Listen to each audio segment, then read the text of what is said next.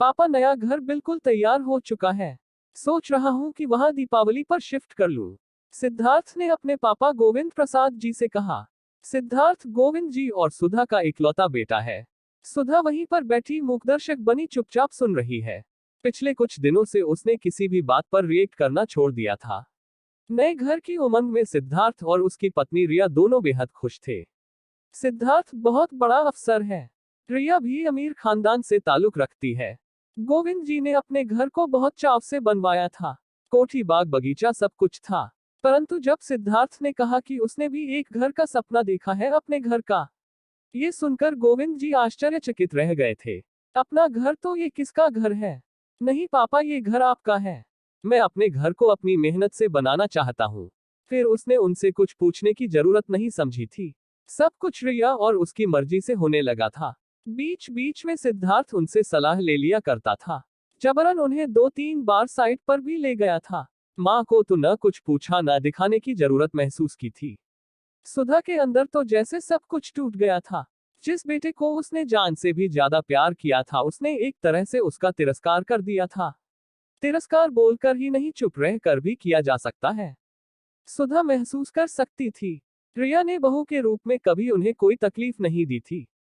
अमीर घर की बेटी होने के बावजूद उसका व्यवहार बेहद संस्कारी और संयमित था। 5 साल का गोलू और रिया घर की रौनक थे। सुधा ने कभी भी रिया के साथ बुरा बर्ताव नहीं किया था। गोलू में तो सुधा की जान बसती थी। पर सुधा बेटे के व्यवहार से बहुत आहत हो गई थी। कभी कभी गोविंद जी से अकेले में बात करते हुए पूछती कि ये मुझे मेरे किन पापों का फल मिला। एक ही बेटा, वह भी घर छोड़कर चला जाएगा। गोलू और रिया, ये कहकर उसके आंसू निकल आते थे।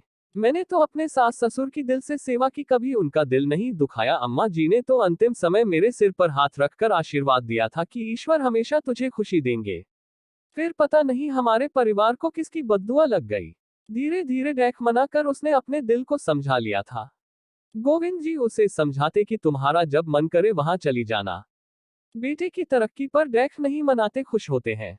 रिया और सिद्धार्थ एक एक चीजें चुन चुन कर ला रहे थे। गोविंद जी को बेटे से दूर होने का डैक था, पर उन्होंने जाहिर नहीं किया।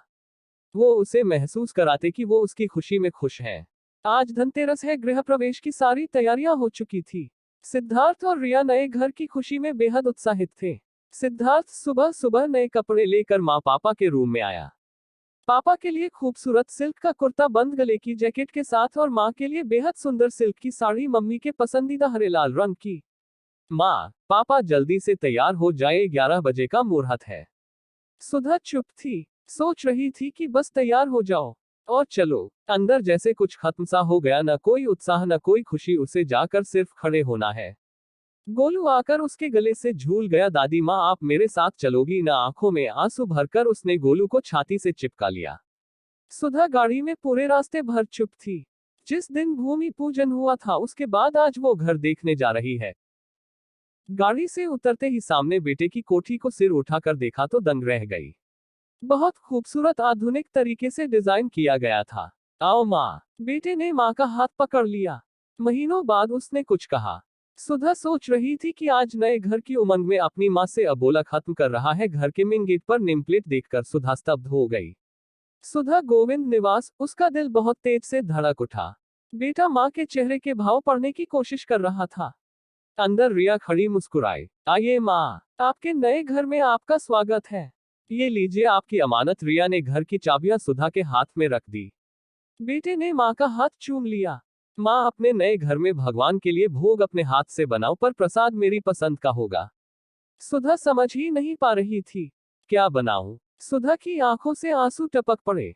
हलवा बनाऊंगी मेरे कान्हा जी की, और तेरी पसंद का। पहले अपना और पापा का रूम देख लो। माँ सुधा को लगभग खींचते हुए रूम में ले गया। सुधा देख रही थी उस रूम में सब कुछ उसकी पसंद का है।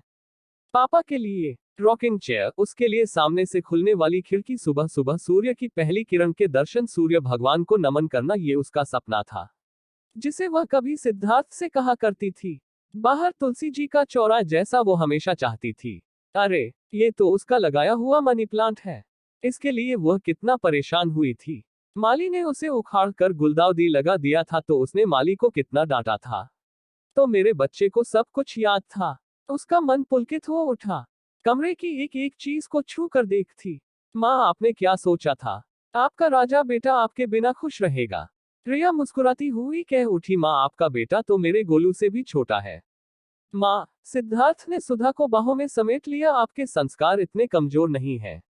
आपने क्या सोचा कि आपका बेटा आपको और पापा को यूं ही अकेला छोड़ देगा? नहीं माँ, वो घर मेरा है जो पापा ने मुझे दिया, और ये घर आप दोनों का है जो मैंने आपको दिया है। गोविंद जी आश्चर्यचकित थे। पर बेटा, परिवार तो दो हिस्सों में बंट जाएगा ना?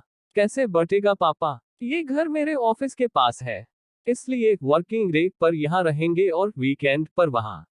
मैं दादी माँ के पास ही सोऊंगा। ऐसा कहकर गोलू दादी के आंचल में छिप गया। सुधा आंखों में खुशी के आंसू लिए अम्मा जी का हाथ अपने सिर पर महसूस कर रही थी।